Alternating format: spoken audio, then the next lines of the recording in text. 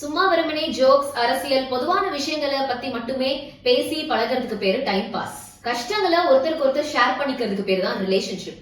எந்த ஒரு பழைய காதலி ஆர் காதலனாலும் மீண்டும் அந்த பழைய காதலி ஆர் காதலனை ஒரு அண்ணனாகவோ தங்கையாகவோ பார்க்கவே முடியாது. பட் அட்லீஸ்ட் இன்னொருவரின் மனைவியாக ஆர் வேறு ஒருவரின் கணவனாக பார்த்தாலே போதுமானது. சோ அந்த லிமிட்ஸ் அண்ட் பவுண்டரிஸ பெரும்பாலானோர் மெயின்டைன் பண்றதே இல்ல. இந்த எக்ஸோட ரிலேஷன்ஷிப் வச்சுக்கிறதுல ஒரு டிஸ்அட்வான்டேஜ் என்ன தெரியுமா?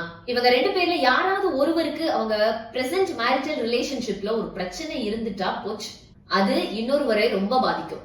சிலர் ஒரே ஆபீஸ்ல பார்த்து பேசி பழகி காதலிச்சு அப்புறம் பிரேக்கப் ஆகி வேறு ஒருவரை திருமணம் செய்து கொள்ள வேண்டிய கட்டாயத்துல இருந்திருப்பாங்க. அதுக்காக அவங்க ஆபீஸ்ல அவங்க எக்ஸோ பார்க்கும் போது பேசிக்காம இருக்க முடியாது. ஒரு கஷ்டம்னா ஓடி போய் உதவாம இருக்க முடியாது, அது தவறில்லை. பட் ஓவரா அட்வான்டேஜ் எடுத்துக்கிறதும் அட்வான்டேஜ் எடுத்துக்க அனுமதிக்கிறதும் தான் தவறு.